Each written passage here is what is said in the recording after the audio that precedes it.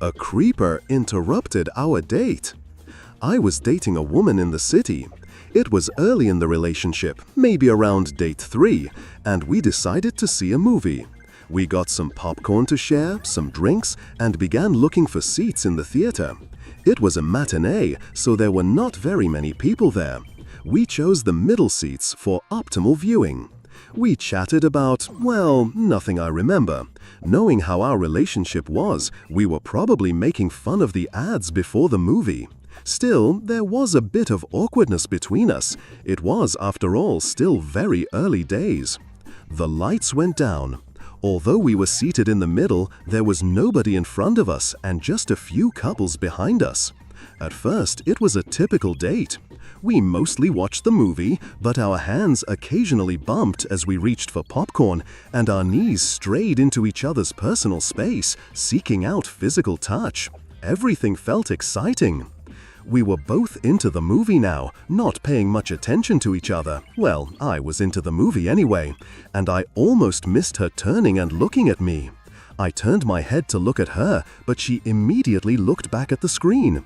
This happened a couple more times. I'd catch her looking, and when I turned, she'd look away. Finally, I asked, "Are you okay?" She replied, "Stop playing with my feet." I was confused. It took a moment to even register what she had said. Stop playing with her feet? I had been thoroughly engrossed in the movie. "I'm not playing with your feet."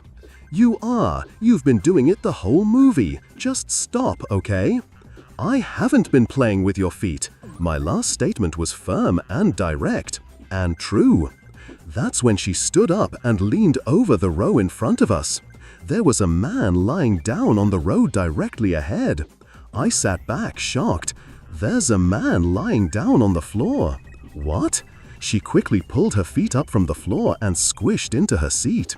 I stood and looked again, then sat back down. "There's a man on the floor in front of us," I said louder this time, alerting the other couple sitting behind us. "Where's your purse?" I asked. He was probably trying to get money. Surely he wasn't there to play with her feet. "It's sitting beside me. It's been here the whole time." And then we laughed. We laughed at the guy lying on the sticky theater floor, playing with my date's feet.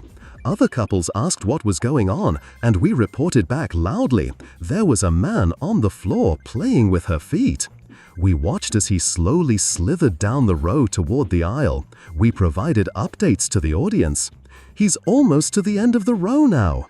There weren't many people in the theater, but now they all knew he had a thing for feet and had been camped out on the grimy floor. People were laughing at him. Eventually, he slid himself up into the last seat on the aisle, trying to look as normal as possible. Then, after a few minutes, he got up and made his walk of shame past all the couples to the door in the back, his head bowed, a hand covering the side of his face. There he goes! And that's the story of when I saw the talented Mr. Ripley.